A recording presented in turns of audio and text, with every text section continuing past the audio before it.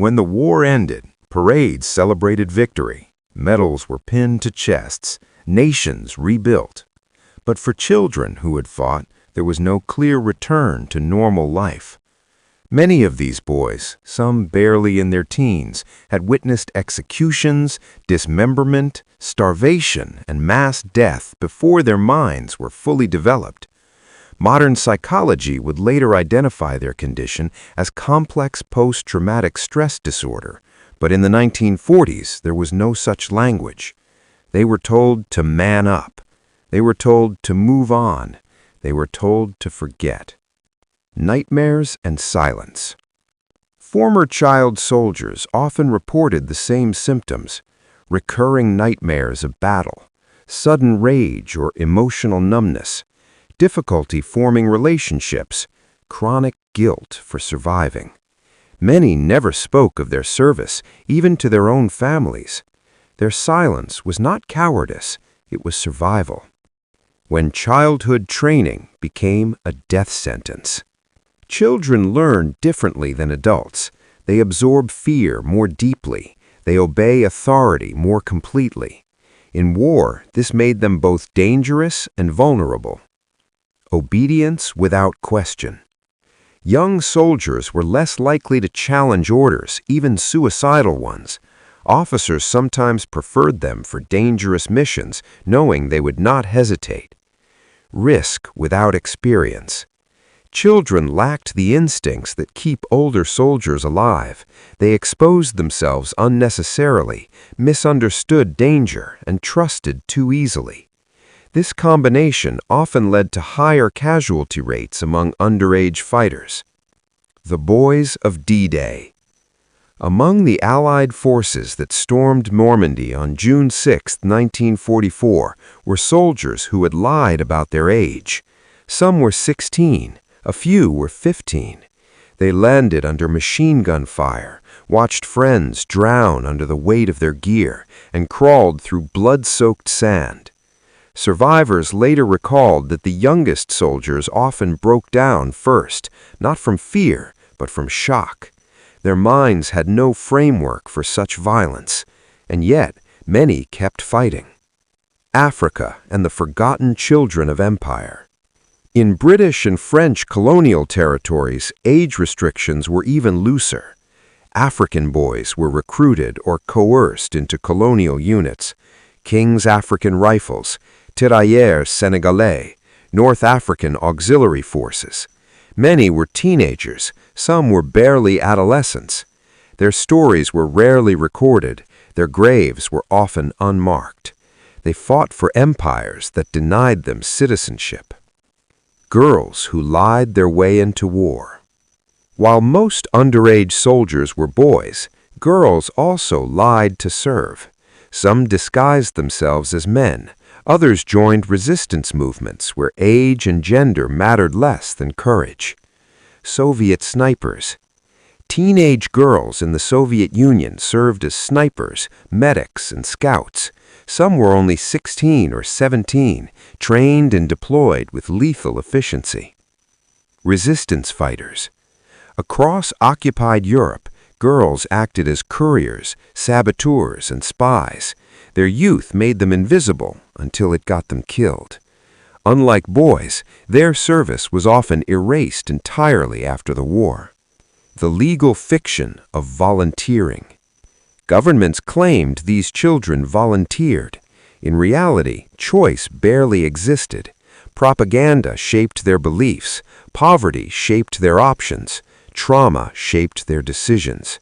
The lie was not just the child's age, it was the idea that a child could consent to war.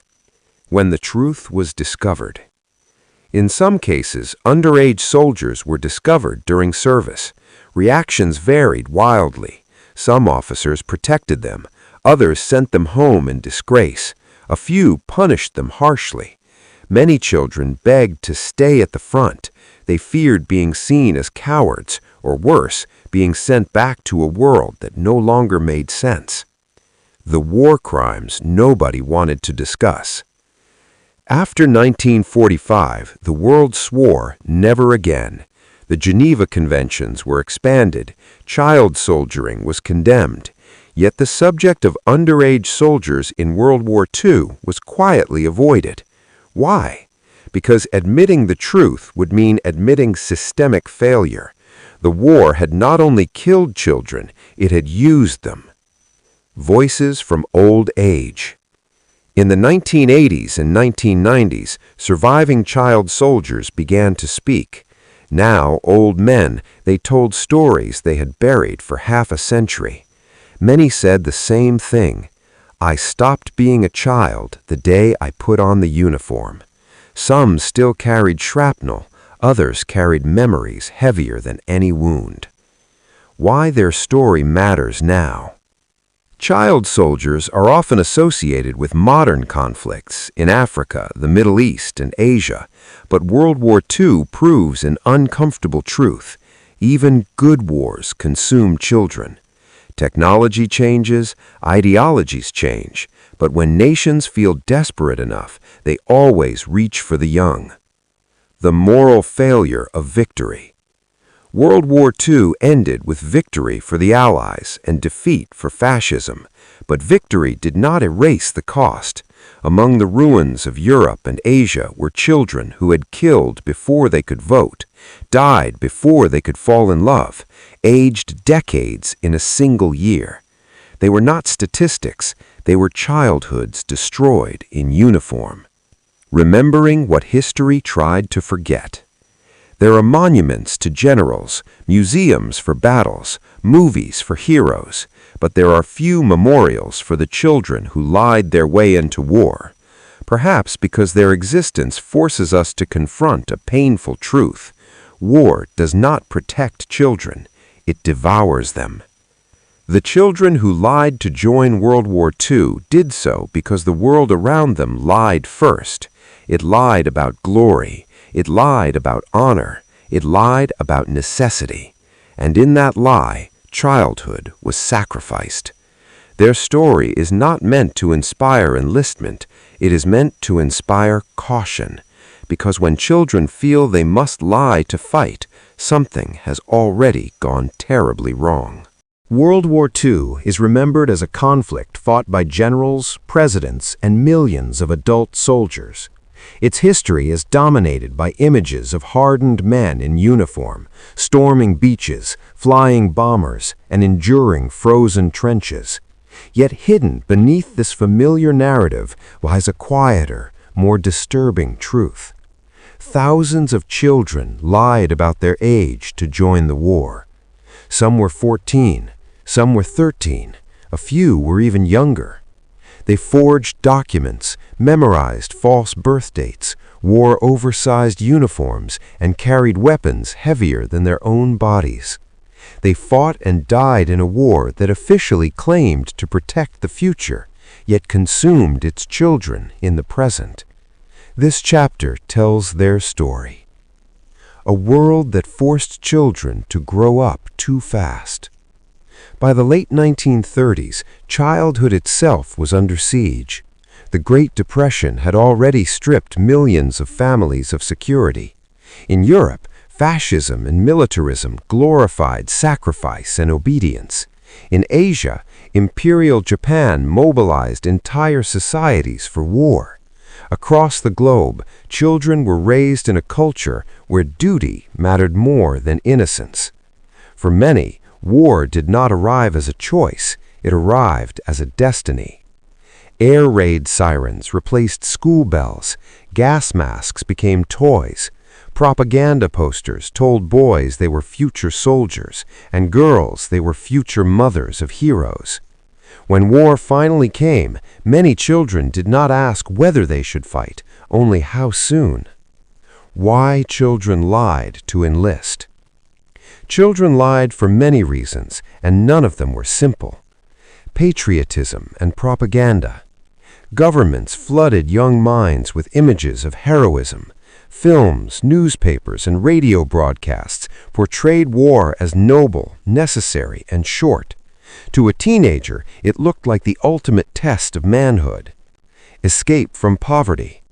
For boys from broken homes or poor families, the army offered food, clothing, and a steady purpose. Some lied simply to survive. Revenge. Many children had already lost parents or siblings to bombing, occupation, or massacres. War was personal. Lying about their age felt insignificant compared to the pain they carried. Peer pressure. When older brothers or friends enlisted, younger boys followed. To stay behind felt like cowardice. The fear of being left out. Few emotions are stronger in adolescence than the fear of missing one's defining moment. For many, World War II was that moment. How they fooled the system. Military recruitment systems were overwhelmed. Millions volunteered. Background checks were minimal. A confident lie was often enough. Birth certificates were rare or easily forged. Recruiters were pressured to fill quotas. Physical maturity mattered more than age. Many officers chose not to look too closely.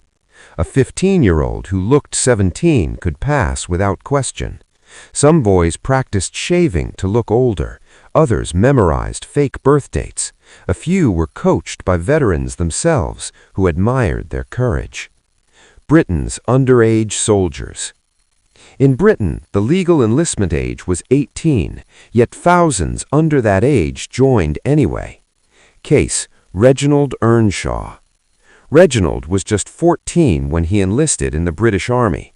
He claimed to be 18 and was accepted without hesitation. He later served in combat before his true age was discovered. He was not alone. British records later revealed that at least 20,000 underage soldiers served during the war, many in frontline roles. The Royal Navy and Royal Air Force were especially vulnerable to underage enlistment, since physical strength mattered less than technical skill. America's teenage soldiers.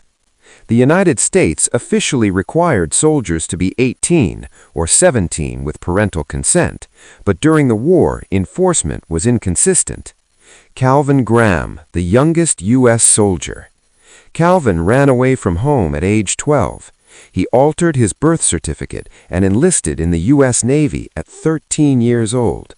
He fought at the Battle of Santa Cruz in 1942, was wounded by shrapnel, rescued shipmates, and received medals for bravery.